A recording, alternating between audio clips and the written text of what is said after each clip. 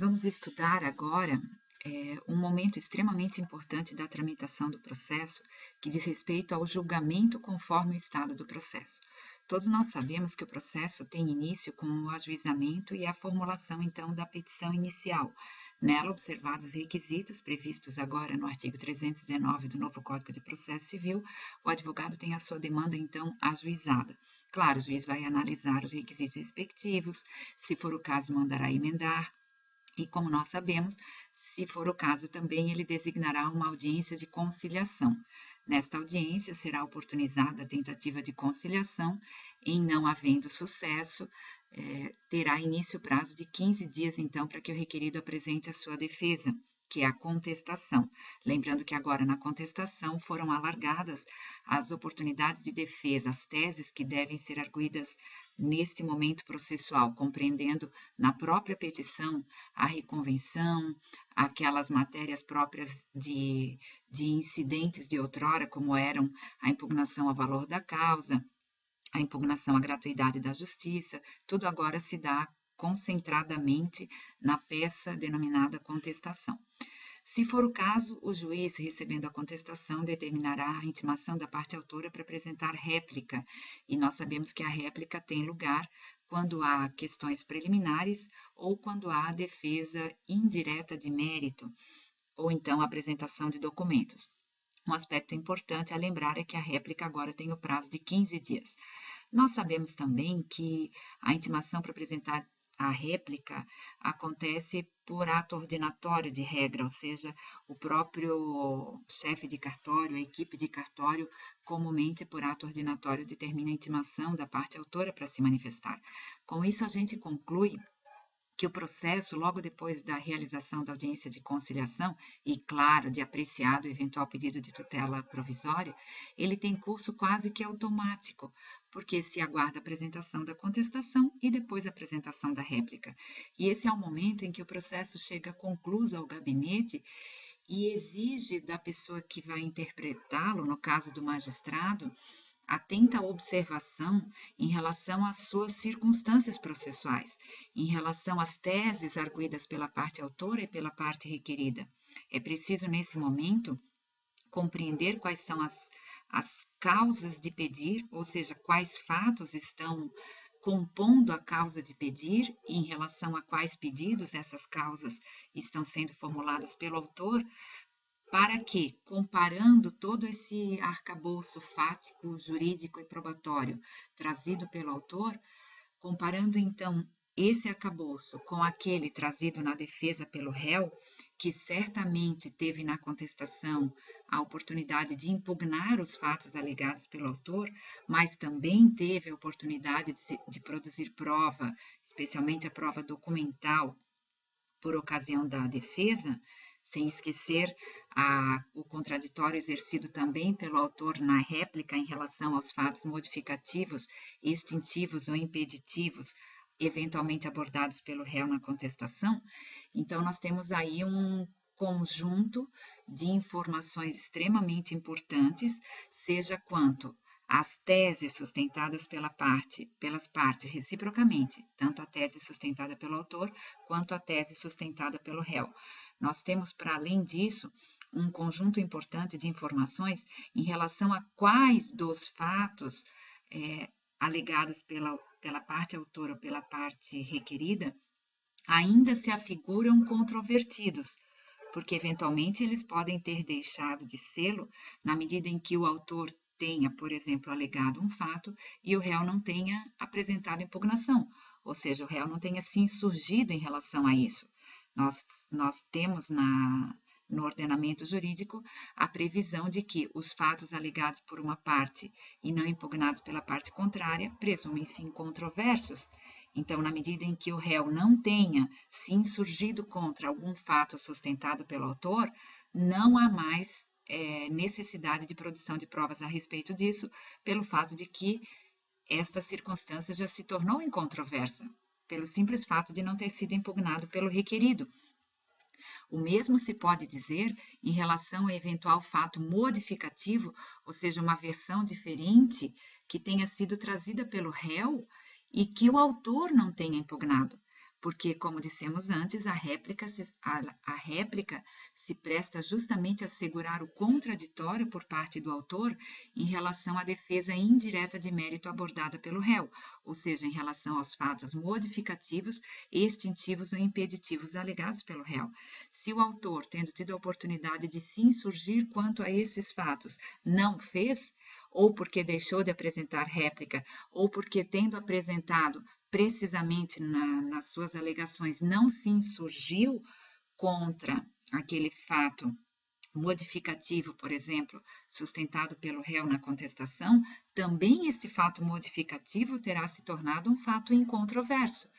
Então, por isso a importância de que o juiz analise exatamente os fatos alegados pelo autor, que compõem a sua causa de pedir, os fatos alegados pelo réu, que compõem a sua tese, para fazer disso praticamente uma equação, ou seja, apreciar os primeiros, alegados pelo autor, e subtrair, a partir daqueles alegados pelo réu, quais se tornaram incontroversos, ou seja, subtraindo aqueles que foram impugnados, os demais, porque não impugnados, se tornaram incontroversos.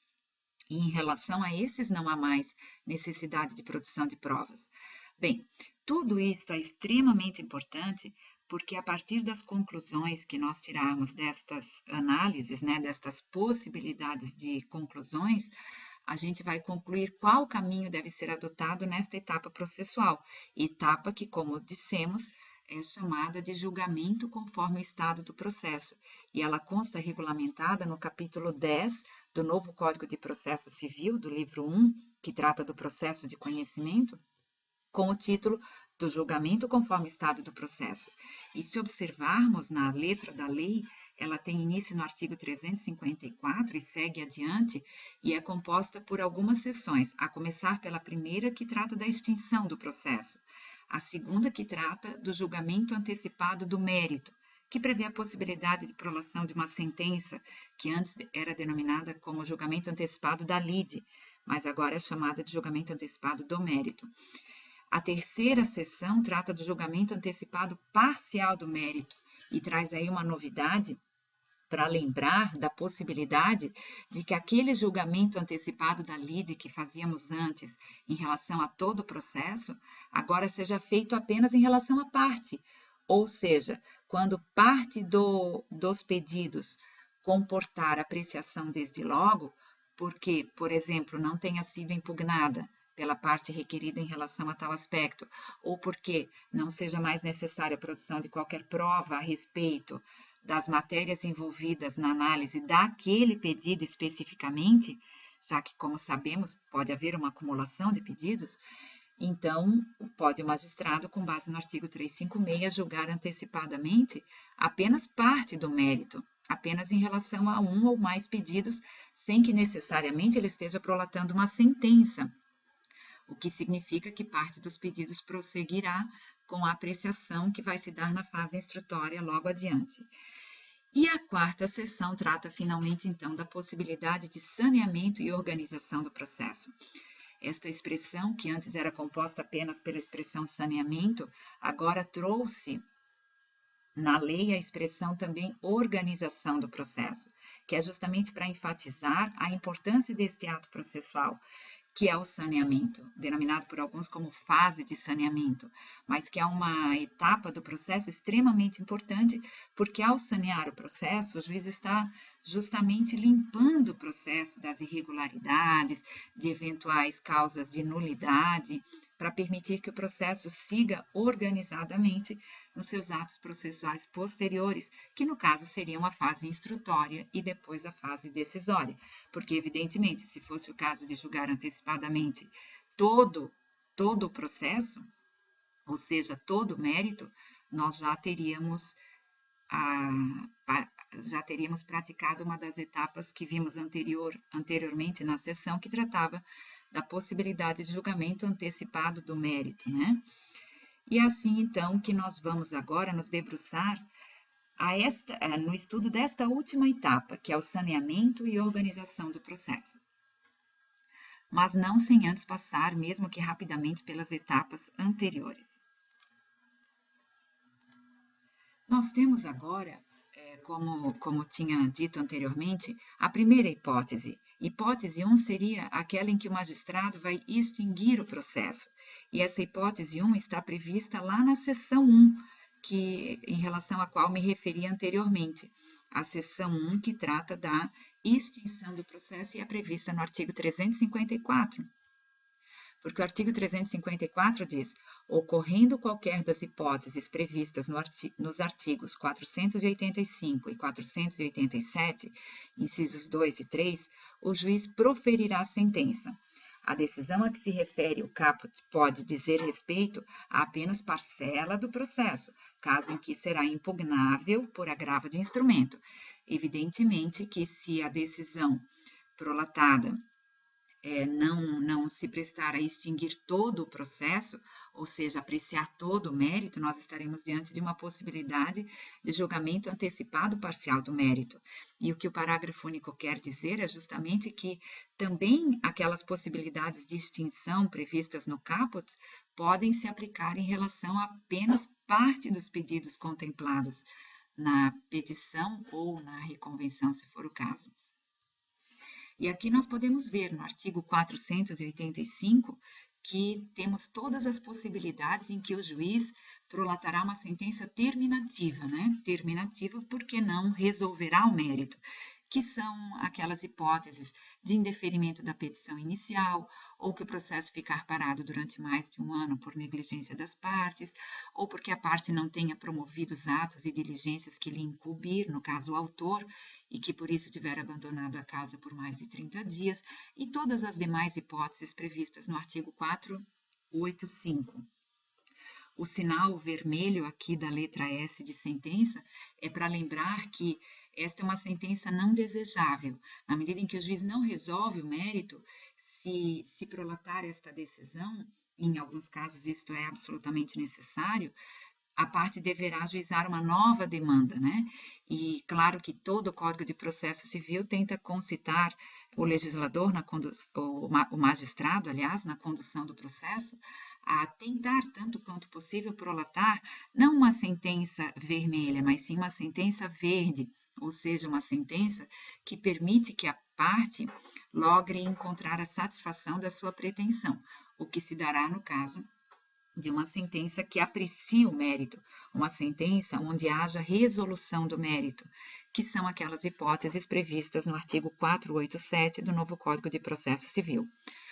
Como nós estamos falando da hipótese de extinção do processo, nós temos aqui no artigo 354 previstas todas as hipóteses do artigo 485, mas somente em relação ao artigo 457, os incisos 2 e 3. O inciso 2 prevê a situação em que o juiz decidir de ofício ou a requerimento sobre a ocorrência da decadência ou da prescrição. E o inciso 3 trata da hipótese de homologar ou reconhecimento quanto à procedência do pedido, que pode ter sido formulado na ação ou na reconvenção, ou homologar uma transação, que é a possibilidade de acordo, ou homologar a renúncia à pretensão, formulada na ação ou na reconvenção. Então, aqui nós estamos diante das hipóteses de extinção do processo, por conta de uma sentença que tenha, na verdade, não propriamente de extinção, porque nas hipóteses do artigo 487 nós não tratamos de extinção, mesmo porque depois pode ter sequência a fase de cumprimento da sentença. Mas estamos sim tratando de uma hipótese de sentença que resolve o mérito, que é uma sentença denominada como definitiva. E as hipóteses previstas na seção 1, que trata da extinção do processo, são as em que tem ocorrido decadência ou prescrição, renúncia à pretensão, reconhecimento quanto à procedência do pedido e a tão conhecida hipótese de homologação de acordo, que é a homologação da transação. Isto tudo nós temos aqui previsto no artigo 354, como estamos nos referindo. Com isso, então, nós analisamos a primeira hipótese de julgamento conforme o estado do processo, que é aquela em que o juiz extingue o processo, ou por conta de uma sentença terminativa, nas hipóteses do artigo 485, ou nas hipóteses de uma sentença definitiva, por conta de um acordo, que é o caso de uma transação, ou do reconhecimento da decadência prescrição, ou do reconhecimento quanto à procedência do pedido, ou da renúncia quanto à pretensão. E com isso, nós passamos agora à segunda hipótese. Na segunda hipótese, nós estaremos diante do julgamento antecipado da lide, que, como nós bem corrigimos antes, não se trata mais de julgamento antecipado da lide, como dizíamos anteriormente, mas sim como julgamento antecipado do mérito, que é uma alteração que se deu agora com o novo CPC. Então, vamos lá. O juiz julgará antecipadamente o pedido, proferindo sentença com resolução do mérito. Isso é o que diz o artigo 355. Quando acontecerá isso?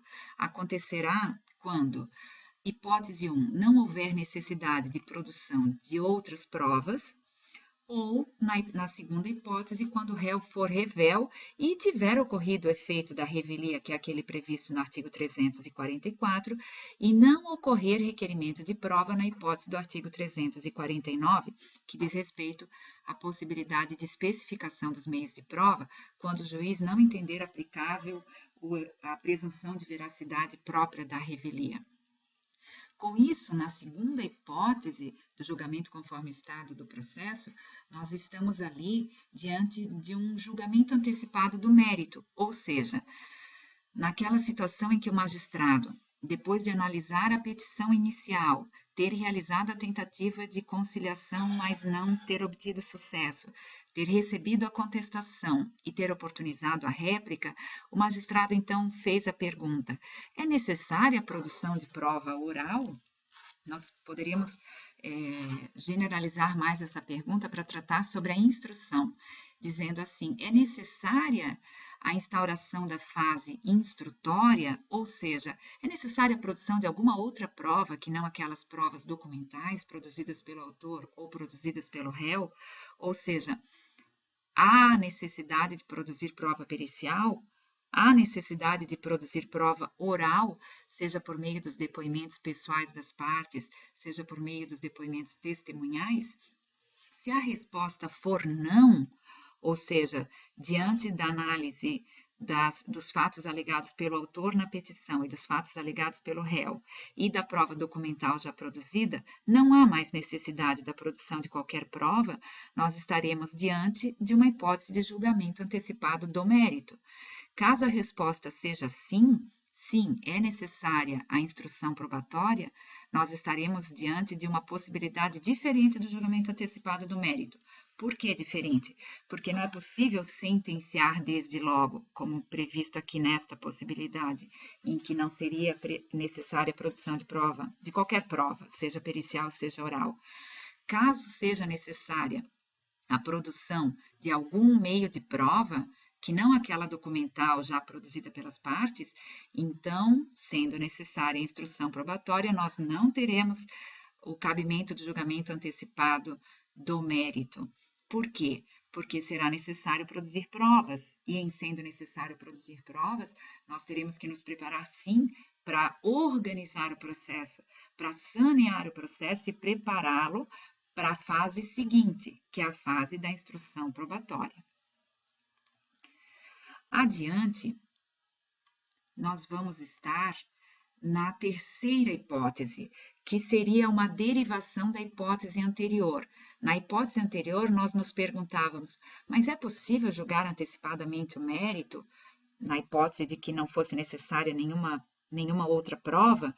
E se a resposta fosse sim, para comportar uma sentença, nós estaríamos na hipótese 2, que é o julgamento antecipado do mérito como um todo, e estaríamos diante de uma sentença.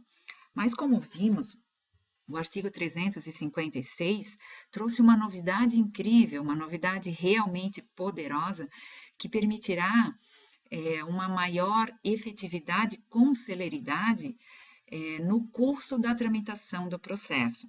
Por quê? Porque permitirá que o magistrado decida parcialmente o mérito, sempre que isso for possível, ou seja, ainda que não seja em relação ao todo, o que se acontecesse daria margem a uma sentença, mas permitirá que o juiz decida parcialmente o mérito apenas em relação a um, a um ou mais dos pedidos formulados por alguma das partes, ou mesmo parte dos pedidos.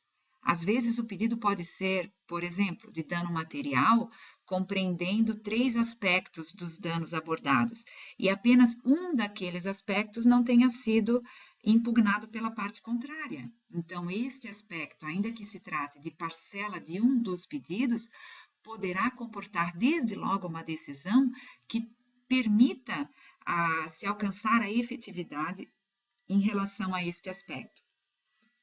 O julgamento antecipado parcial, então, do mérito, que é do mérito e não da lide, como eu tenho insistentemente ainda lembrado aqui, julgamento antecipado do mérito de modo parcial, vamos corrigir aqui, do mérito de modo parcial, acontece sempre que, depois de analisar a petição inicial, tentar a conciliação, ainda que sem sucesso, analisar as defesas apresentadas pelo réu na contestação e a réplica, o juiz então tenha formulado 2 perguntas. Quais são? A primeira delas, há pedidos incontroversos? E a segunda pergunta, cabe imediato julgamento, que seria o julgamento antecipado do mérito? Novamente, eu coloquei a expressão JAL aqui, quando seria julgamento antecipado do mérito. E a resposta depende das circunstâncias, porque o artigo 356 diz que o juiz decidirá parcialmente o mérito quando um ou mais dos pedidos formulados ou parcelas deles mostrar-se incontroversos ou estiver em condições de julgamento imediato nos termos do artigo 355, como nós vimos anteriormente, que era o artigo que tratava das possibilidades de julgamento antecipado do mérito. Na hipótese do parágrafo 2º, que nós vamos ver adiante, se houver trânsito em julgado da decisão, a execução será definitiva. Este parágrafo quer lembrar que as decisões prolatadas nesta etapa, que seria do julgamento antecipado do mérito, mas de modo apenas parcial, se tratam de decisões interlocutórias, embora tenham natureza de sentença, e o recurso cabível é o recurso de agravo de instrumento. Por isso, o advogado precisa ter muita atenção em relação a isso e também o magistrado. Por quê? Porque em se tratando de uma decisão que só é interlocutória porque está sendo prolatada no curso da tramitação, ou seja, ainda no meio do caminho, já que o processo vai prosseguir em relação aos demais pedidos, nós temos sim uma decisão que é uma decisão interlocutória, mas que aprecia diretamente algum dos pedidos ou parcela deles formulados pelo autor ou pelo réu na contestação, mas que aprecia o pedido. E em sendo uma decisão que aprecia o pedido, dizendo se a parte tem razão ou não, será uma decisão que prolatará, na verdade, uma decisão definitiva em relação a tais aspectos, em relação a tais pedidos, ou seja, será uma decisão de mérito. E em sendo uma decisão de mérito, ela tem natureza de sentença. Isto quer dizer o quê? Isto quer dizer que o magistrado deverá observar ao prolatar esta, que é uma decisão, sim, interlocutória, porque prolatada no curso da tramitação, mas deverá o magistrado observar os requisitos previstos no artigo 489, que são os requisitos que lá no seu parágrafo 1º apontam, enumeram quais aspectos, dentre tantos outros, mas que precisam ser rigorosamente observados pelo magistrado ao desenvolver a fundamentação da sua sentença. Ainda que aqui estejamos tratando de uma decisão interlocutória, também deve o magistrado observar todos aqueles regramentos, todas aquelas exigências em relação à decisão, porque se trata de uma decisão que está enfrentando o mérito, ainda que parcialmente. É preciso dizer, então, que se o advogado não interpuser recurso de agravo de instrumento, a execução será, sim, definitiva. Por quê? Porque não é uma decisão que comporte confirmação na sentença. Não, é uma decisão de mérito, é uma decisão definitiva, que, uma vez transitada em julgado, comportará, então, execução definitiva. Ela é diferente sob esse aspecto, marcantemente diferente da tutela antecipada que conhecemos na redação do artigo 273 do antigo Código de Processo Civil, de 1973, que já denominamos como antigo. Mas por quê? Porque lá no seu parágrafo 6º, falava de uma hipótese de antecipação de tutela que talvez pretendesse o que hoje esse instituto veio a criar, mas que agora o faz com uma clareza bem maior. E o parágrafo 5º disse justamente isso, né? O parágrafo 5º do artigo 356, que a decisão proferida com base neste artigo é sim impugnável por agravo de instrumento, o que confirma a natureza de decisão interlocutória. Mas voltamos aqui para apreciar a resposta dessas duas perguntas. Se há pedidos incontroversos, isto depende da observação em relação a todos os fatos alegados pelo autor e da observação em relação a quais foram impugnados pelo réu, porque, como podemos observar aqui neste desenho, às vezes os fatos alegados pelo autor compreendem muito mais do que aqueles que foram impugnados pelo réu. Se apenas parte dos fatos alegados pelo autor foram realmente impugnados pelo réu, aquilo que não foi impugnado pelo réu será considerado fato incontroverso. E a segunda pergunta é se cabe julgamento imediato por não ser necessária a produção de qualquer outra prova. Se a resposta for não a estas duas perguntas, há fatos incontroversos? Não há, porque todos os fatos alegados pelo autor foram impugnados pelo réu. Ou então, cabe julgamento antecipado? Julgamento imediato? Não cabe, porque a matéria probanda aqui pressupõe ainda a produção de provas que devem ser orais ou provas periciais. Se a resposta for não, como nesta hipótese que nós estamos vendo aqui, nós concluímos que é necessária sim a instrução probatória. Então, partiremos para uma sentença definitiva depois da instrução probatória e não aplicaremos a possibilidade prevista no artigo 356, de julgamento antecipado parcial do mérito. Mas, se a resposta diferentemente for sim, ou seja, de que há fatos incontroversos, porque nem todos aqueles alegados pelo autor, na hipótese que estamos analisando, tenham sido impugnados pelo réu, ou então de que cabe julgamento imediato, ainda que em relação a apenas parte dos pedidos ou a alguns dos pedidos, nós estaremos diante da possibilidade de prolação de uma decisão interlocutória, que é esta sobre a qual estamos falando. Lembrando que ela pode ser líquida ou ilíquida, e que, se for ilíquida, a parte poderá promover a fase subsequente de liquidação em autos paralelos durante a tramitação. E é uma decisão que, uma vez prolatada, comportará o seu trânsito em julgado, se não for interposto recurso de agravo de instrumento, ou se, em tendo sido interposto recurso, não tiver logrado provimento, ou naquilo que não houver logrado, ainda que seja parcial, mas enfim, transitará julgado e comportará execução definitiva. Então, com isso, nós tratamos da terceira hipótese e vamos agora, finalmente, abordar a quarta hipótese, né? A terceira foi do julgamento antecipado parcial do mérito e a quarta será a do julgamento, não do julgamento, mas a do saneamento. Sob esse aspecto, nós temos aqui a quarta hipótese, que é a de sanear e organizar o processo. Por que faríamos isso? Para permitir que a instrução, que se dará na fase subsequente, ocorra de forma organizada, né? De forma limpa, sem mais quaisquer dúvidas a respeito de eventuais irregularidades processuais ou de questões preliminares que tenham sido arguidas, né? Enfim, para que ela transcorra de modo claro e organizado, que todos desejam, todos os operadores, tanto o magistrado quanto os advogados e principalmente o próprio jurisdicionado, porque aí a perspectiva de viabilizar uma sentença mais completa e mais adequada em relação à profundidade e à extensão das provas produzidas, nossa, essa perspectiva é bem maior. E em que consiste, então, o saneamento e a organização do processo? consiste num momento processual em que o juiz vai adotar várias providências. Ele já sabe que não é o caso de prolatar uma sentença terminativa, com base no artigo 485, nem uma sentença definitiva de decadência, prescrição, ou nem de acordo, de homologação de acordo, ou de homologação quanto à renúncia, quanto à pretensão, ou de reconhecimento quanto à procedência do pedido. Ele já sabe.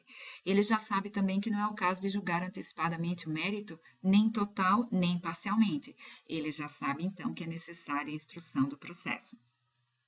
Para isso, ele vai se debruçar sobre o processo no sentido de estudá-lo bem, de conhecer quais são os fatos que compõem as teses sustentadas pelo autor, em torno das quais ele edificou a sua causa de pedir, correlacionando-as com os pedidos formulados, e quais são as teses em que o réu edificou a sua defesa, lembrando também da oportunidade do autor se manifestar sobre as teses sustentadas pelo réu em defesa, caso se trate de uma defesa indireta de mérito. Mas, neste momento, o que interessa ao juiz? Interessa saber quais são os fatos ainda controvertidos que exigem a produção de prova na fase subsequente, que será a fase instrutória. Para isso, neste momento, o juiz vai observar as seguintes providências. Vamos analisá-las aqui, uma a uma. A primeira delas, ele vai se dedicar à resolução das questões processuais pendentes, que são as preliminares, cujo rol consta previsto no CPC e não é um rol taxativo, mas meramente exemplificativo. Lembrando que, às vezes, questões processuais importantes são arguidas não somente por meio de preliminares, mas no curso da própria contestação. Daí a importância do magistrado ler atentamente todas as peças processuais, tanto a petição inicial quanto a contestação e a réplica. Neste momento, ele vai resolver as questões processuais pendentes, dizendo se rejeita ou se acolhe cada uma das preliminares. Lembrando que as preliminares devem ser enfrentadas uma a uma, separadamente, compondo ali, naquele parágrafo ou naquele conjunto de parágrafos, toda a fundamentação, ou seja, quais argumentos o juiz está empregando para concluir se acolhe ou se rejeita cada preliminar. E é recomendável também que ele faça, que ele elabore um comando específico, ou seja, uma decisão específica. O comando nada mais é do que a decisão com carga imperativa, que é o próprio conteúdo decisório, no sentido de dizer se acolhe ou se rejeita aquela preliminar. Então, um comando onde ele diga, acolho a preliminar tal ou rejeito a preliminar tal.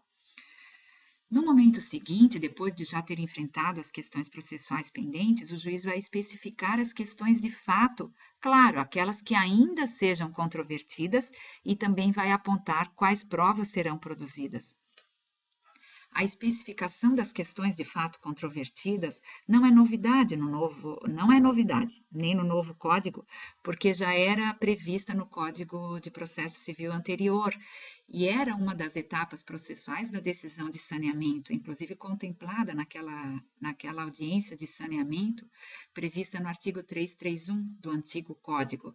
O juiz deveria especificar na decisão, que deveria ser prolatada em audiência, caso designada, quais eram as questões de fato, ou seja, sobre quais questões as partes produziriam provas na fase instrutória, sobre quais questões seriam permitidas as perguntas às testemunhas na fase instrutória. Então, a delimitação das questões de fato é extremamente importante também para que as partes não se percam produzindo provas sobre fatos que não sejam importantes, porque só se consideram questões de fato aquelas questões importantes ainda e que sejam controvertidas. O que são questões importantes? Questões importantes são aquelas cuja resolução vai acarretar alguma consequência no momento da decisão, ou seja, questões de fato que são importantes na formação da convicção do magistrado para que ele consiga fundamentar a sua conclusão, quer seja pela procedência, quer seja pela improcedência do pedido. Há questões de fato que não são importantes e que não alterariam o resultado do julgamento, por exemplo, a cor do veículo envolvido no acidente. Ora, se não há dúvidas em relação aos veículos envolvidos, que eram os veículos, por exemplo, conduzidos pelo autor ou pelo réu, a cor, se era um veículo azul, preto ou branco, não fará a menor diferença. Diferentemente será se houver uma controvérsia sobre qual veículo estava envolvido no acidente. Às vezes, a cor do veículo permite a identificação se era ou não aquele veículo. Por isso, a importância de saber quais são os fatos ainda controvertidos e que sejam efetivamente importantes. Bom, definidos quais são as questões de fato importantes e que sejam ainda controvertidas, por que controvertidas? Porque impugnadas pela parte contrária? Porque, como já falamos, aquelas não impugnadas são incontroversas e não são levadas para a fase instrutória subsequente, é preciso identificar, a partir destas questões de fato, quais são as provas adequadas. Para cada fato probando, existem provas adequadas. Esta é uma análise que se faz no direito probatório, um estudo que se desenvolve lá e que é muito interessante. Eu sugiro que, se você tiver interesse, se debruce um pouco mais sobre isso, mas eu vou dar alguns exemplos. Quando nós pensamos em questões que envolvem o exercício da posse, por exemplo, um ato de turbação ou um ato de esbulho, a prova adequada sempre vai ser a prova oral, porque a posse é um fato, e em sendo um fato, como se prova um fato? Um fato se prova com prova oral, tanto depoimentos pessoais das partes, quanto depoimento testemunhal, marcantemente este último. Acidente de trânsito. Como se deu um acidente ocorrido num determinado lugar, em que circunstâncias, em que velocidade estavam os veículos, se havia sinais de embriaguez ou não. Estas circunstâncias também indicam por si só que a prova testemunhal será mais adequada. Já quando nós tratamos, por exemplo, das sequelas sofridas pelo autor que esteve envolvido no acidente de trânsito, aí a primeira prova mais adequada pode não ser a testemunhal, me parece que nesse caso seria a pericial, porque somente um médico que tenha, portanto, conhecimento técnico adequado, conhecimento científico que vem da ciência da medicina, é a pessoa que vai conseguir dizer se aquela capacidade é permanente, qual o grau daquela capacidade, se há um tratamento adequado, enfim, qual a extensão das sequelas suportadas pelo autor. O magistrado, mesmo ouvindo testemunhas, dificilmente conseguirá aferir esse conhecimento, esclarecer este fato como ele pretende, porque as testemunhas provavelmente dirão que a pessoa relata sentir dor, ou que a pessoa aparenta caminhar com dificuldade.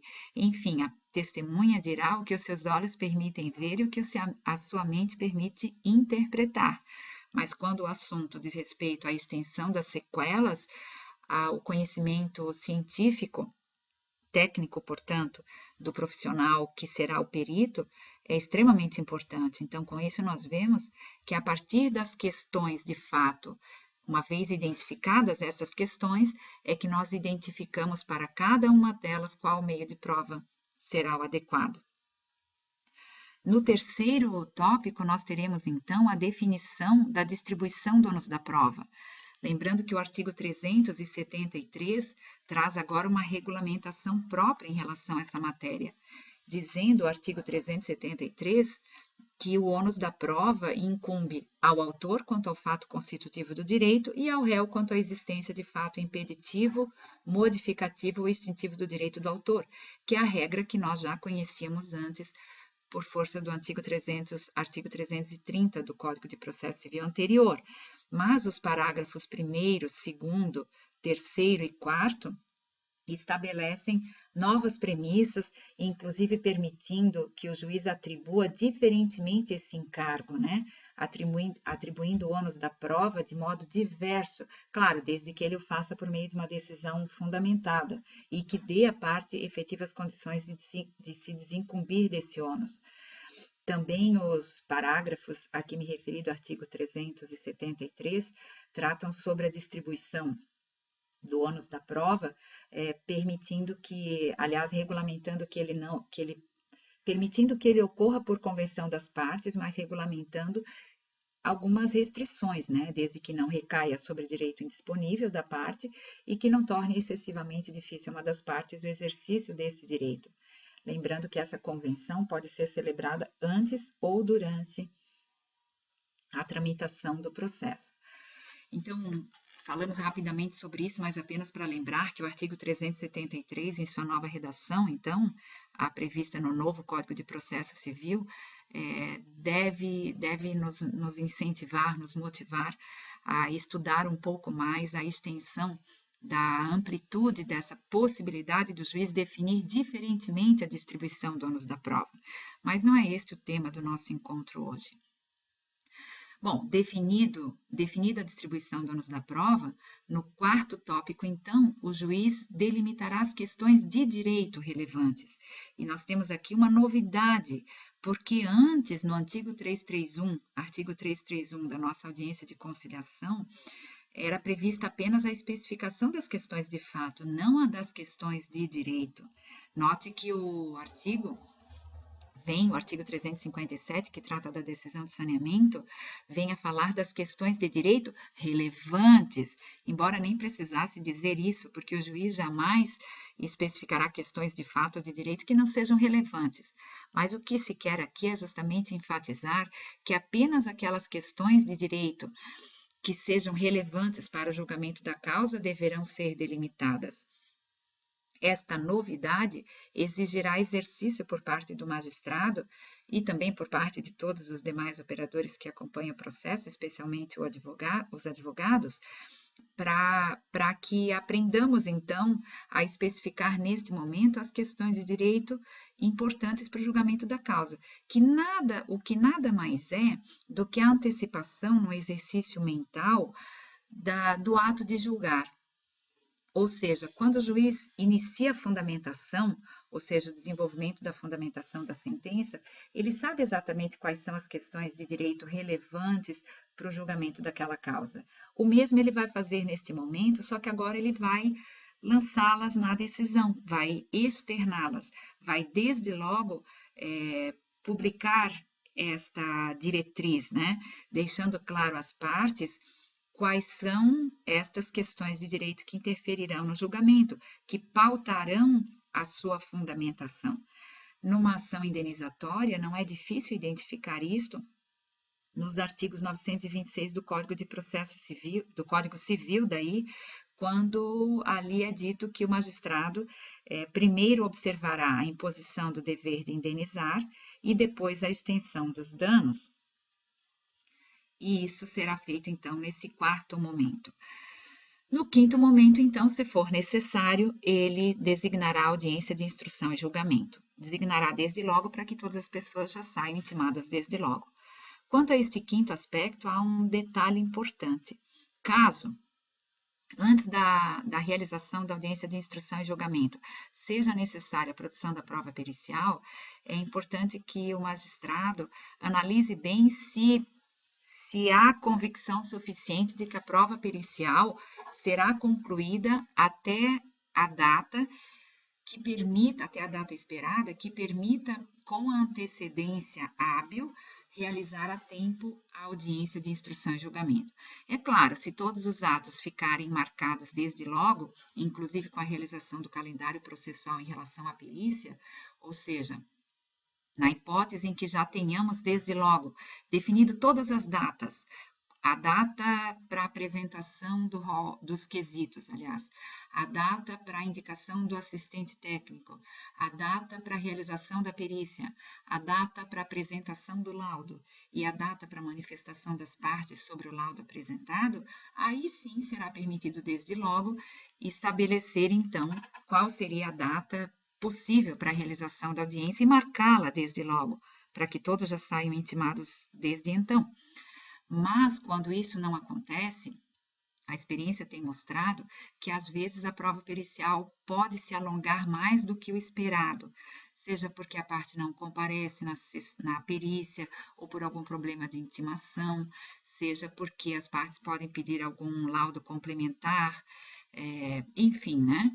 Seja porque inúmeras situações podem justificar o alongamento do tempo necessário para a realização da prova pericial.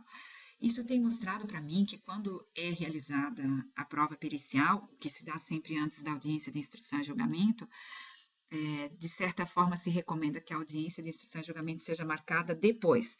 Isto para evitar o seu adiamento, principalmente para evitar que pessoas compareçam à audiência sem necessidade, ou seja, quando se perceba que ainda não fora concluída a parte anterior, né, que seria a parte da realização da prova pericial. Mas esta é apenas uma reflexão que mostra o quanto é importante o planejamento de todos os atos processuais.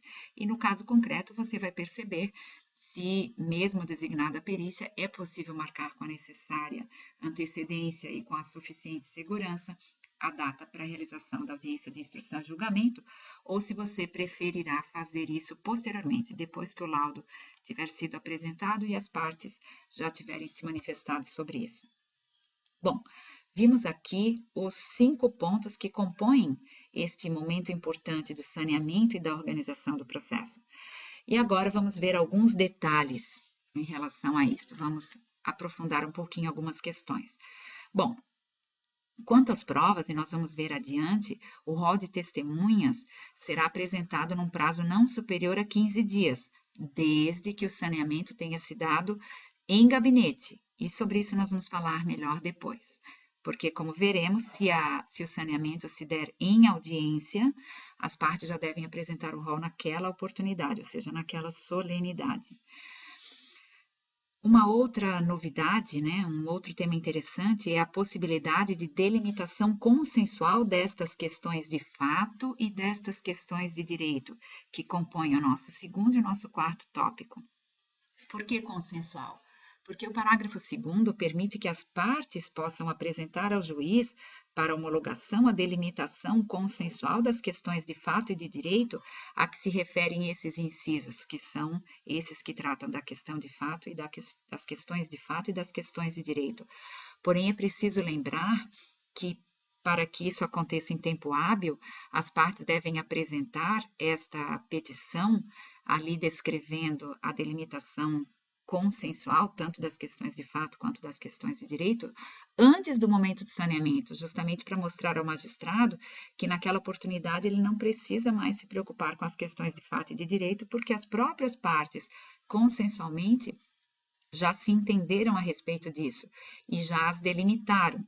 Mas há um aspecto interessante.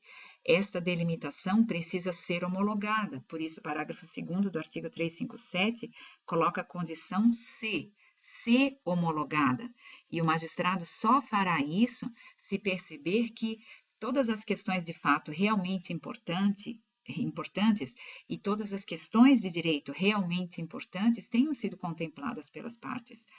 Porque é possível que as partes tenham entendido por bem, por uma questão estratégica qualquer, que não podemos nem prever aqui, é possível que elas tenham excluído intencionalmente uma determinada questão de fato ou uma questão de direito.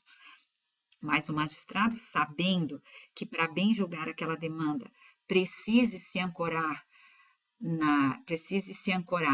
nas conclusões, nas suas convicções acerca de uma questão, de uma determinada questão de fato ou de uma determinada questão de direito, o magistrado possa não homologar esta delimitação se entender que determinada questão de fato ou de direito, extremamente importante, não tenha sido contemplada. Nada impede que ele complemente então, mas neste caso ele não homologaria tal como apresentado pelas partes. Por quê? Uma vez homologada esta delimitação consensual, porventura apresentada pelas partes, ela vinculará tanto as partes quanto o juiz. Tem-se aí uma forma de estabilização da decisão, mas da decisão homologatória em relação à delimitação que teria sido feita consensualmente pelas partes. Mas, como vimos, isto é uma mera faculdade que caberá aos advogados se valerem dela ou não, né? Já sabemos agora o que é o momento, como se dá o momento do saneamento do processo, saneamento e organização. Vamos ver agora quando ocorrerá. Bom, nada mais é do que uma recapitulação daquilo que nós acabamos de ver, né? Vamos recapitular então. Quando ocorrerá? Quando não couber a extinção do processo, naquelas hipóteses do artigo 485, ou então quando tiver havido revelia e não houve pedido de especificação de provas, que é uma das possibilidades de que o processo seja julgado antecipadamente, ou seja, que ocorra o julgamento antecipado do mérito quando ocorre a revelia, desde que não tenha havido especificação de provas, ou então que não tenha sido aplicável o julgamento total, né, antecipado do mérito, que não é da lide, do mérito. Então, se não coube a extinção do processo, se houve revelia, mas não houve pedido de especificação de provas, e se não era o caso de julgamento antecipado do mérito, então será prolatada a decisão de saneamento e de organização do processo, que, como vimos, será feita em gabinete ou em audiência. E tudo isto, ou seja, todas as providências que vimos anteriormente aqui no slide que tratou sobre as 5 etapas, né, da decisão de saneamento, constam previstas no artigo 357, que diz: não ocorrendo nenhuma das hipóteses deste capítulo, que são aquelas previstas nas seções anteriores àquela que trata do saneamento, né, deverá o juiz, em decisão de saneamento e de organização do processo, 1.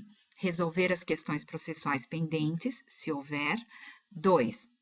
Delimitar as questões de fato sobre as quais recairá a atividade probatória, especificando os meios de prova admitidos. 3. Definir a distribuição do ônus da prova, observado o artigo 373. 4. Delimitar as questões de direito relevantes para a decisão do mérito. E 5. Designar, se necessário, audiência de instrução e julgamento. Bom, agora que nós sabemos quando cabe a decisão de saneamento, é preciso que a gente analise uma e outra hipótese, ou seja, sabendo que deverá ser prolatada uma decisão de saneamento, nós vamos agora apreciar as duas hipóteses, né? Quando mais apropriado será que tal se dê em gabinete, ou seja, numa decisão prolatada pelo magistrado, sem a presença das partes, o que aconteceria em audiência, então que ela seja prolatada em gabinete ou, diferentemente, que ela seja prolatada em audiência.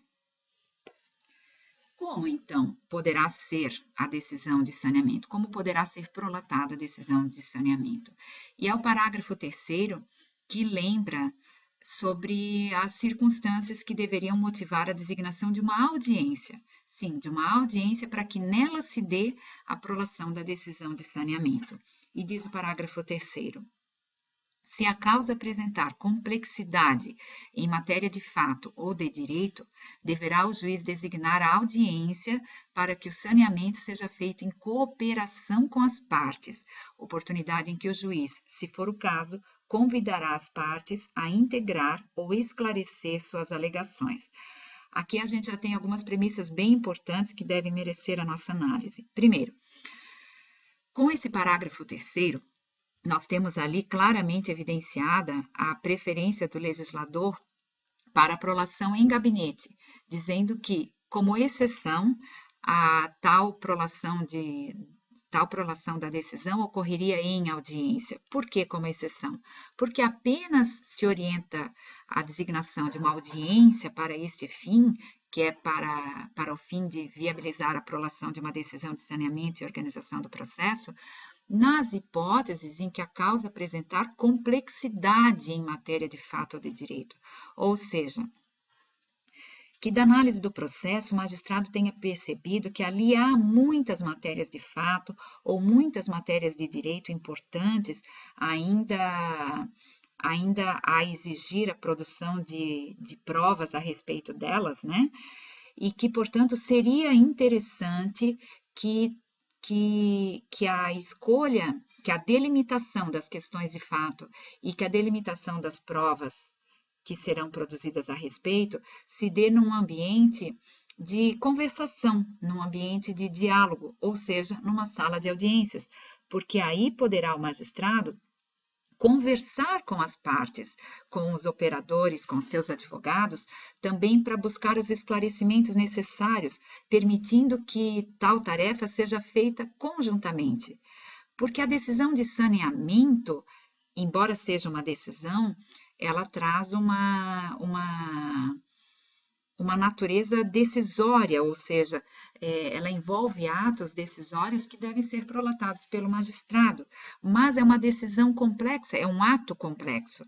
E por ser um ato complexo, para além destas matérias que comportem um pronunciamento judicial, ou seja, atos praticados pelo juiz, há, dentro desse ato complexo que é o saneamento, determinados pontos que comportam ampla conversação e ampla participação dos advogados em relação a tal tarefa. E eu me refiro predominantemente à tarefa de definir os fatos controvertidos e agora as questões de direito também. Não à toa, o próprio legislador previu que os advogados poderiam fazer isso de forma consensual, ou seja, que poderiam estabelecer consensualmente quais questões de fato e quais questões de direito entendem importantes ainda para serem abordadas na fase instrutória que se segue, né, que vem depois da fase de saneamento.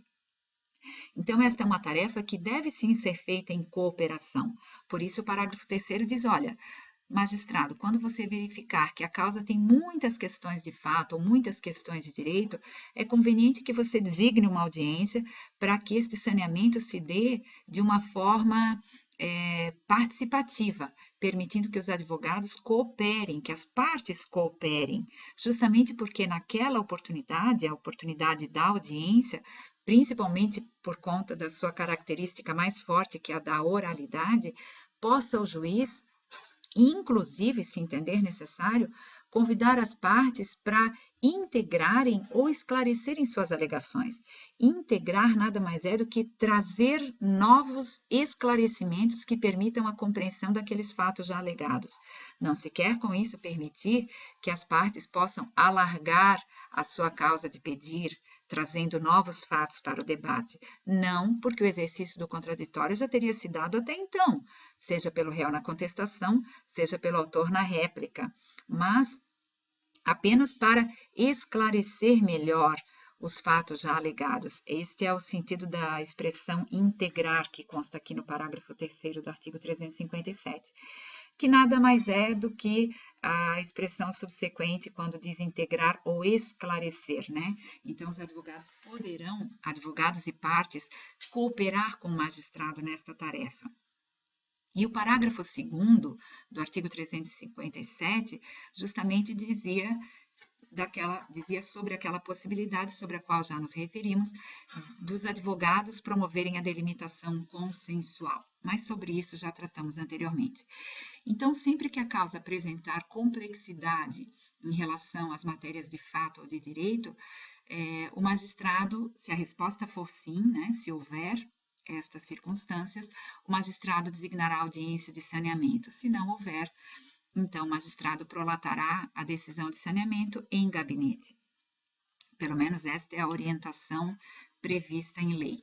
Com um detalhe, se for designada uma audiência de saneamento, o legislador chegou a estabelecer um intervalo mínimo, dizendo ao juiz que não deveria fazê-lo com não menos do que 1 hora, ou seja, ao designar uma decisão de saneamento, o magistrado deve respeitar este tempo mínimo de 1 hora, porque a tarefa é longa. Ele começará tentando conciliar, já que a todo tempo esta é a tarefa do magistrado, especialmente por força do artigo 139, que trata dos poderes, né, dos poderes e deveres atribuídos ao juiz, mas então, além de tentar novamente conciliar as partes, ele vai dialogar sobre todas aquelas questões que compõem os 5 pontos da nossa decisão de saneamento, e dificilmente tudo isso teria um bom resultado se fosse feito com pressa. Por isso, o legislador chegou a estabelecer um parâmetro de tempo, dizendo que esta audiência deve ser marcada com não menos do que 1 hora, o que é visto com muita preocupação pelos magistrados, já que se sabe que a pauta de audiências requer um planejamento bastante grande para não permitir que atrase ainda mais, né? Mas então, dando continuidade, nós temos aqui a hipótese em que de que o saneamento seja feito em audiência ou que seja feito por decisão, não é mesmo? Se for feito por decisão, agora vamos nos debruçar sobre esta possibilidade. E a pergunta é: quando se opera a estabilidade da decisão de saneamento, essa estabilidade nada mais é do que a previsão prevista no parágrafo 1º que diz que uma vez prolatada a decisão, o que se presume em gabinete, porque se fosse feita na audiência, as partes dela teriam participado, conversando e dialogando, né? Mas este diálogo, esta cooperação não aconteceria se ela não acontecerá na hipótese de que a decisão seja prolatada em gabinete. Por conta disso, o legislador estabeleceu, no seu parágrafo 1º do artigo 357, que se tão logo realizado o saneamento, presumo que então, por interpretação lógica, feito em gabinete, as partes têm o direito de pedir esclarecimentos ou solicitar ajustes, no prazo comum de 5 dias, fim do qual a decisão se torna estável. Então, uma vez prolatada a decisão de saneamento em gabinete, as partes serão intimadas e deverão saber que elas terão o prazo de 5 dias, ou para pedir alguns esclarecimentos ao magistrados, ou para solicitar alguns ajustes, coisas que poderiam ter feito oralmente se tivessem participado de uma audiência para esse fim. Com isso, eu não quero sugerir que seja melhor uma ou outra alternativa, ou seja, de que o saneamento será tão melhor se feito em audiência ou se feito em gabinete, até porque entendo que esta decisão cabe ao magistrado no caso concreto. É claro que nós sabemos que 1 hora é um tempo bastante extenso na pauta de um juiz, né, no tempo de um juiz, para realizar uma audiência para esse fim. E se ele designar audiência para todos os casos, seguramente a sua pauta acabará por projetar uma designação para data talvez distante, mais distante do que a expressão celeridade processual possa considerar razoável, né? Então, entendo que cada caso deve ser analisado e o magistrado deve sim se valer daquela perspectiva dita pelo próprio legislador, que considerou como excepcional a designação da audiência, ou seja, excepcional para que seja designada sempre que for necessário, de modo que, se não for necessário, ele a prolatará em gabinete. Mas o parágrafo 1º vem a suprir aquela possibilidade de esclarecimentos ou de ajustes possibilidades que seriam feitas pelo advogado se estivesse presente em audiência, de modo que ele possa fazê-lo por meio de petição.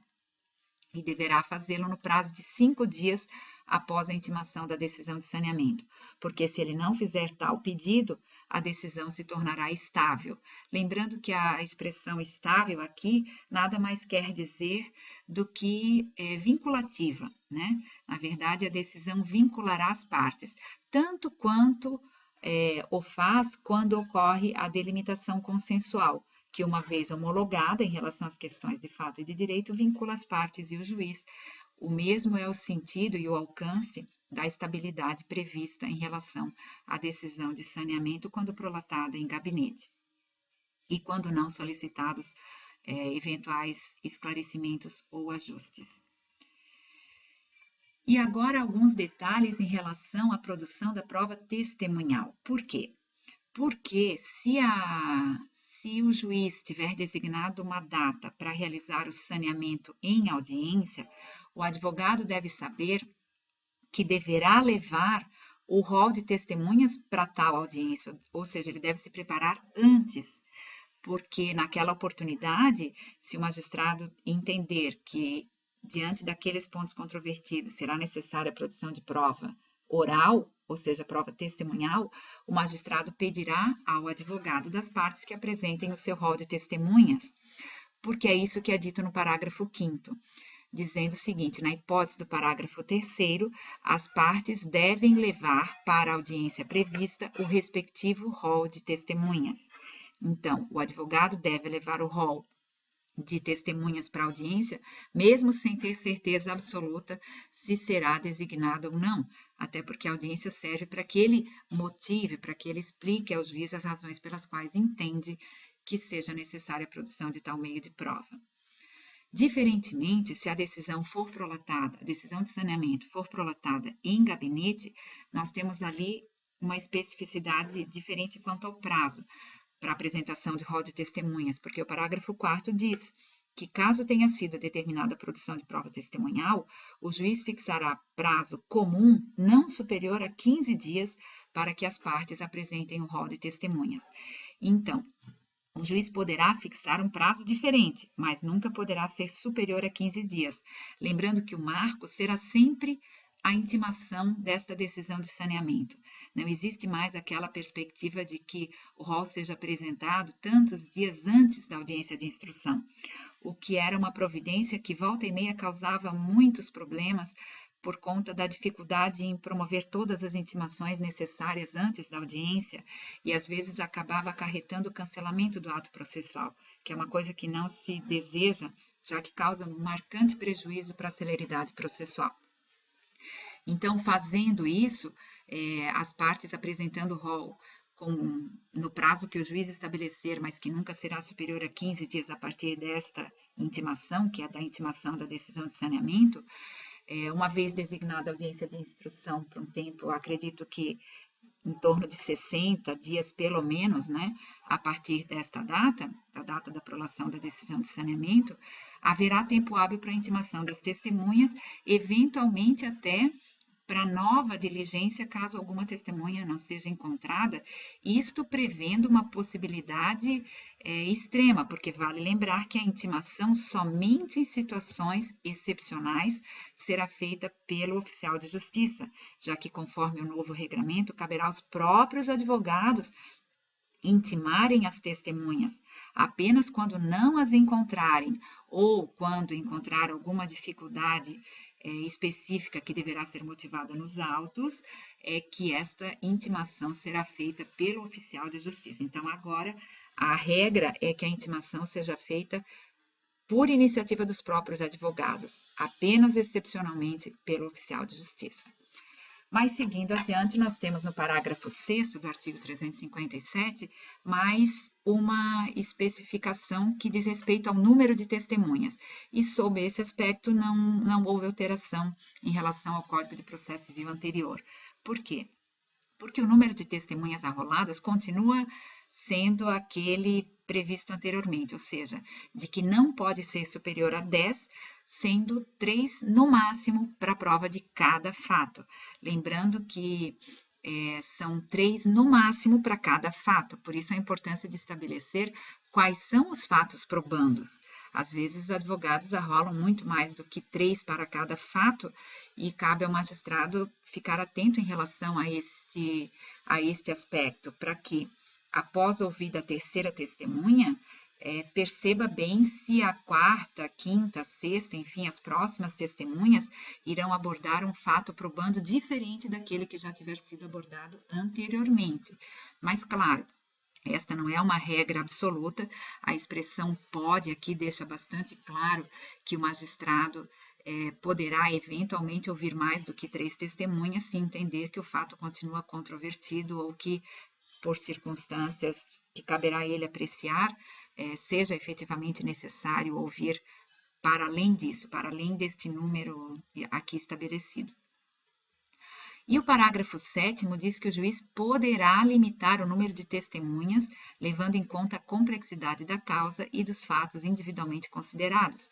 Ou seja, se o parágrafo 6º diz que as testemunhas devem ser arroladas até o número de 10 e que não poderão ser arroladas mais do que 3 para cada fato, o parágrafo 7º diz que o juiz poderá limitar ainda mais o número de testemunhas, ou seja, estabelecer que não 3, talvez 2 sejam suficientes para provar determinado fato.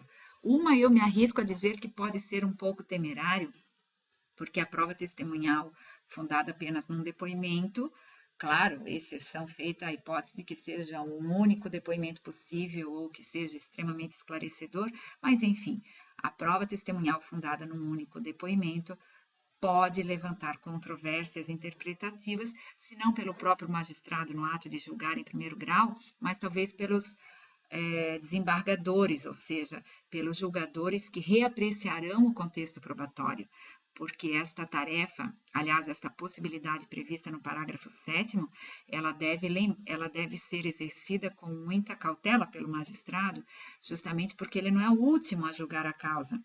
Na medida em que é assegurado duplo grau de jurisdição, poderão as partes, caso não se conformem com o julgamento, interpor recurso e nova análise será feita na instância recursal e talvez aquele número limitado de testemunhas, número limitado pelo juiz, não seja, talvez não seja a mesma análise feita pelo desembargador, né?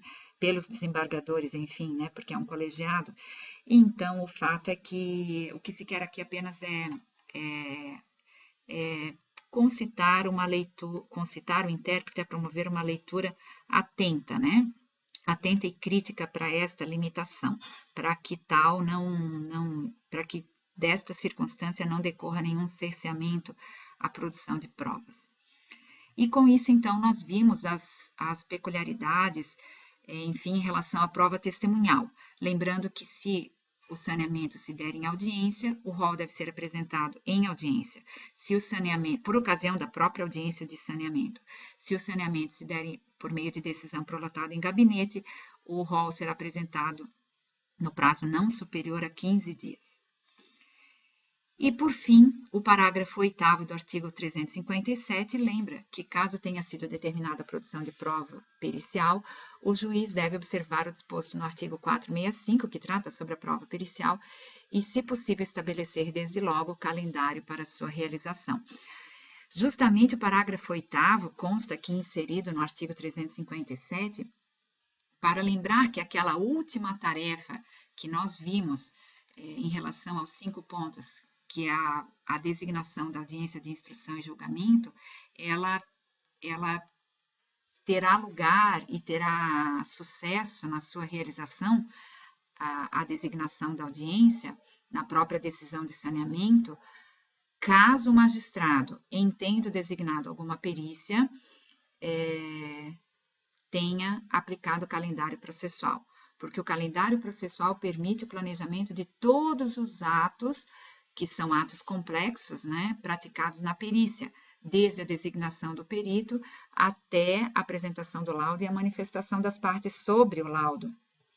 Caso não tenha sido realizado o calendário processual, há um grande risco de que os atos processuais da perícia possam se alongar um pouco mais do que o esperado e acabar inviabilizando a realização da audiência na data prevista. O que se quer, então, é recomendar que, caso queira o magistrado designar desde logo a audiência de instrução e julgamento na decisão de saneamento, que ele tente, quanto possível, estabelecer um calendário processual em relação à perícia. O calendário processual é aquele previsto no artigo 191 do Código de Processo Civil, que diz o seguinte: de comum acordo, o juiz e as partes podem fixar calendário para a prática dos atos processuais quando for o caso. E lembra no parágrafo 1º que este calendário vincula as partes e o juiz. E lembra também que os prazos nele previstos somente serão modificados em casos excepcionais devidamente justificados. Ou seja, a regra é de que estes prazos não sejam modificados. E que se dispensa a intimação das partes para a prática de ato processual ou a realização de audiência cujas datas tiverem sido designadas no calendário, ou seja, ficam dispensadas as partes das intimações relativas aos atos processuais previstos no calendário processual.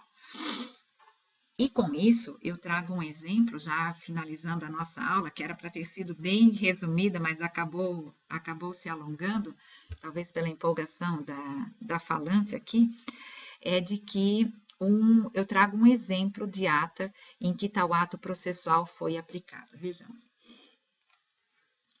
Depois de ter nomeado perito e resolvido sobre o arbitramento dos honorários e também sobre a distribuição do encargo, eu consignei em ata, num caso que vivenciei recentemente, que as demais condições alusivas à perícia e à instrução probatória foram objeto de consenso estabelecido adiante sob a forma de calendário processual nos termos do artigo 191.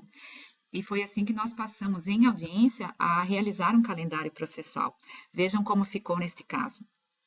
Assim, com base no artigo 191 do CPC, a MM Juíza e as partes, representadas por seus procuradores, fixaram o seguinte calendário processual, cientes que tais deliberações as vinculam e que fica dispensada a intimação respectiva para a prática dos atos processuais então abrangidos.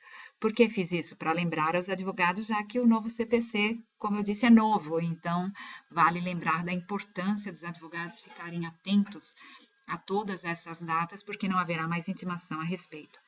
Item 1. As partes apresentarão os quesitos respectivos, assim também eventual indicação do assistente técnico até o dia tal, que no caso era o dia 6 de abril de 2016. Segundo, a perícia será realizada dia tal, que era 2 de maio de 2016, às 8 horas, no consultório do perito, cujos dados constam acima, porque quando da designação, nos itens anteriores, eu já tinha indicado o perito e o endereço. 3. O laudo pericial será entregue até o dia tal, que no caso era dia 2 de junho de 2016. 4. As partes se manifestarão sobre o laudo como prazo comum até o dia tal, que daí seria até o dia 10 de junho de 2016. Lembro que todas essas datas foram objeto de diálogo em audiência e todos os advogados concordaram, montaram o calendário comigo, né? Com o calendário na mão, eles iam propondo as datas e eu ia lançando em ata. 5. A audiência de instrução e julgamento será realizada dia 11 de agosto de 2016, às 13h30. Notem que há um intervalo entre a data que as partes se manifestarão sobre o laudo, que é dia 10 de junho, até a data da audiência de instrução e julgamento, que no caso vai ser dia 11 de agosto de 2016, às 13h30. E consignei também que as partes arrolarão suas testemunhas até o dia 10 de junho de 2016. Mas eu lembro que esta não era uma audiência de saneamento, porque se fosse uma audiência de saneamento, as partes já deveriam ter apresentado o rol de testemunhas em tal oportunidade. Era uma audiência de conciliação qualquer, em que acabamos já estabelecendo ali alguns pontos importantes para a ordenação do processo. E com isso, terminamos o nosso calendário processual, intimados presentes, nada mais. Bom, finalmente, eu encerro, então, agradecendo a oportunidade de ter compartilhado esse momento de estudos com vocês. Me desculpo caso tenha ficado muito extenso, prometo que das próximas vezes tentarei ser mais breve, mas atribuo isso à empolgação de estudar este novo código que traz uma esperança de que façamos do cenário futuro um cenário melhor. E tudo isso depende da nossa atuação, nossa, indistintamente. Todos os operadores do direito têm uma responsabilidade bastante grande neste papel. Obrigado pela oportunidade e até a próxima.